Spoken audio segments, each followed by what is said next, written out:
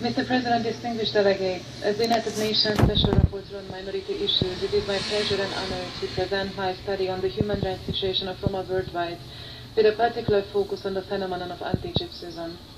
I undertook this study at the invitation of Human Rights Council Resolution 26/4. I issued a questionnaire to all member states and national human rights institutions. I adopted a consultative approach and liaised with numerous international and regional organizations, Roma rights experts, and non-governmental organizations. I thank all the governments, institutions, and individuals who consulted with me and contributed to this important study. Before I turn to my main findings, I would like to say a few words about terminology. The term Roma, in my report, refers to heterogeneous groups, the members of which live in various countries under different social, economic, cultural, and other conditions. It is therefore a multidimensional term that corresponds to the multiple and fluid nature of Roma identity and refers to the multifaceted Roma universe, which is comprised of groups and subgroups that overlap but are united by common historical roots, traditions, culture, linguistic commonalities, and the shared experience of discrimination. Furthermore, according to the principles of international law, minority identity is based on individual self-identification. Therefore, in the report, I use the term Roma to include all groups that self-identify as Roma, Sinti, Kali, travelers, or Gypsies. I also include in my analysis the Lili group in Central Asia and the Dom ethnic minority in the Middle East. For my research, one of the main findings is that Roma communities and individuals around the world face deep-rooted problems of racism and extreme marginalization.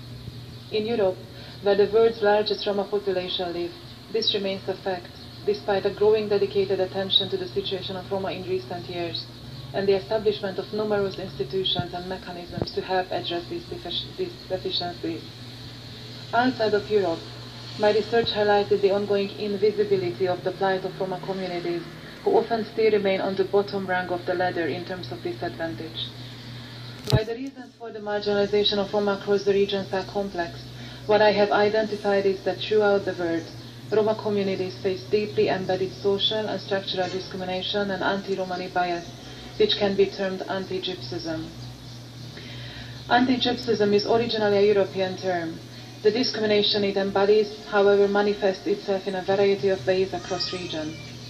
In this connection, I welcome the recognition provided by this Council in Resolution 26/4 that anti-Gypsyism constitutes a major obstacle to overcoming Roma disadvantage and marginalization. I emphasize that the so-called Roma issue is not merely a poverty question, and that Roma communities should benefit from a wide range of minority rights protection measures. Therefore, in my report, I use the four-pillar framework of minority rights protection. The first pillar is about the protection of existence. Within this pillar, I note the need for stronger measures to acknowledge and commemorate the Roma Holocaust, referred to as poraimos or paraimos in the Romani language, and the need to enable Roma survivors and others to mark it in a recognized and dignified manner. Recognition of these atrocities is central to protecting the identity and collective memories of Roma, and could stimulate further thinking relevant to the day's inter-ethnic relations. Violence against Roma, however, is not only historic, but remains a current reality for many Roma communities. Violence can be perpetrated by private individuals, but can also be carried out by the state. In this connection, I note my concern about police harassment, intimidation, and abuse of Roma. Within this pillar, I also address the failure of public authorities to protect Roma from violent attacks.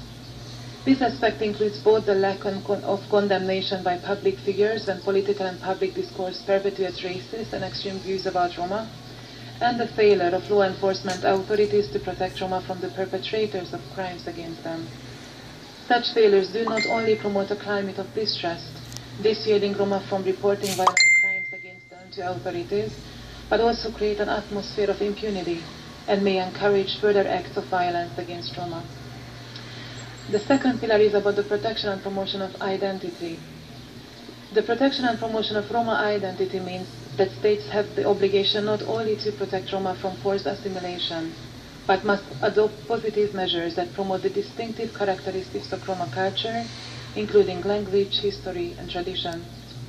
This can be achieved through financial and technical assistance to preserve the Romani language, art, poetry, literature, dance, music, and tradition, including the promotion through the media. Roma history and the cultural contribution of Roma must also be recognized and taught in school curricula. States have the duty to address any discriminatory representations of Roma. These stereotypes, which can sometimes amount to hate speech, are not only a denigration of Roma identity, but impact negatively on Roma communities' members' sense of inclusion in the national psyche. Hate speech needs to be addressed through systematic intervention and wide public condemnation. The third pillar is about non-discrimination and equality. Both inside and outside of Europe, Roma communities face particular disadvantages in the fields of housing, healthcare, employment, and education. In terms of housing, substandard living conditions of Roma are well documented. Access to education continues to be a major obstacle for many Roma, with exclusion from formal schooling remaining widespread, resulting in high level of illiteracy. Roma continue to have lowest of all health indicators and continue to face significant discrimination at all stages of access to labor market. Within this framework, I would also like to draw attention to particularly vulnerable groups of Roma who may be victims of multiple and intersecting forms of discrimination, such as Roma women and girls, migrants, internally displaced, and stateless persons. Pillar 4 is about the right to effective participation. Effective and meaningful participation of Roma in the political arena is a pivotal element in breaking the vicious cycle of stigma, discrimination, and marginalization. Roma, however, remain underrepresented or totally underrepresented in the public administration, institutions, and political parties. Roma may be intentionally or de facto restricted from participation. Barriers include the lack of political will to dismantle structural discrimination, including the persistence of negative stereotypes assuming that Roma have no interest and no skills for engaging in politics. Exclusion from public and political life must therefore be seen as both a cause and a consequence of the lack of enjoyment of economic and social rights, including lack of education opportunities, poverty, substandard living conditions, and language barriers. Statelessness or lack of citizenship further impedes political participation. In my study, I highlight a number of good practices using the pillar framework. I regret that I do not have time to fully delve into the specifics of these examples. However, in broad terms, they include effective Holocaust awareness campaigns, protection and promotion of Roma identity through various cultural and media programs, the creation of new mechanisms and bodies dedicated to Roma issues, effective anti-discrimination initiatives, and diverse programs and campaigns to empower Roma communities and individuals and to develop successful participatory approaches. The section of my report on challenges is used to reflect on the lessons learned, both globally and in particular from the European experience, to understand better why existing approaches have often not managed to bring about structural change for Roma communities. I discussed how the lack of disaggregated data hinders proper and effective policy making.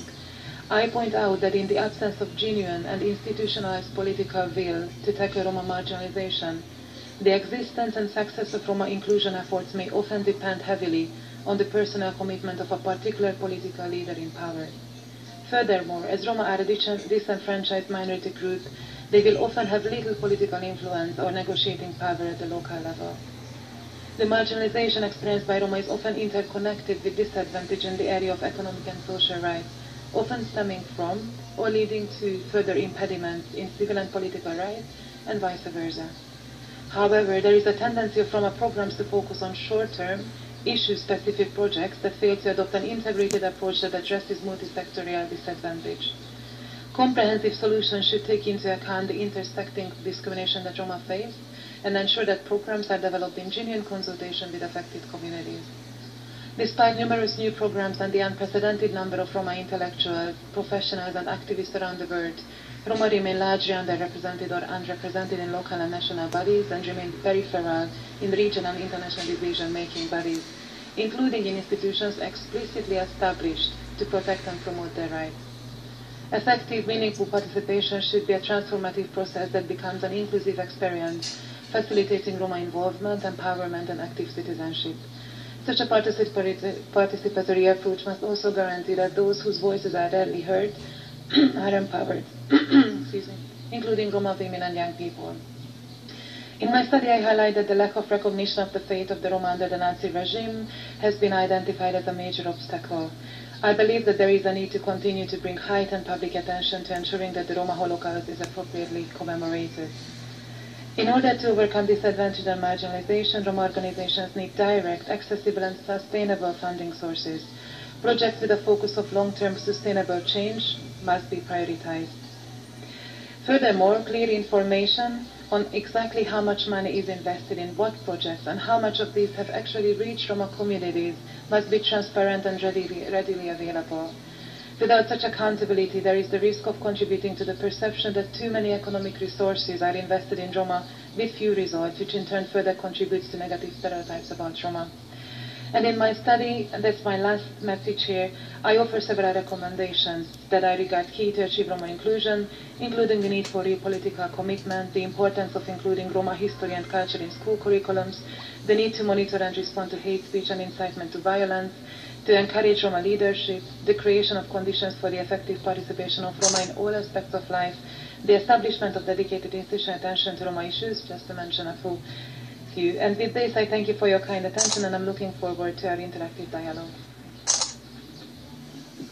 Madam, thank you for your presentation. Now, according to the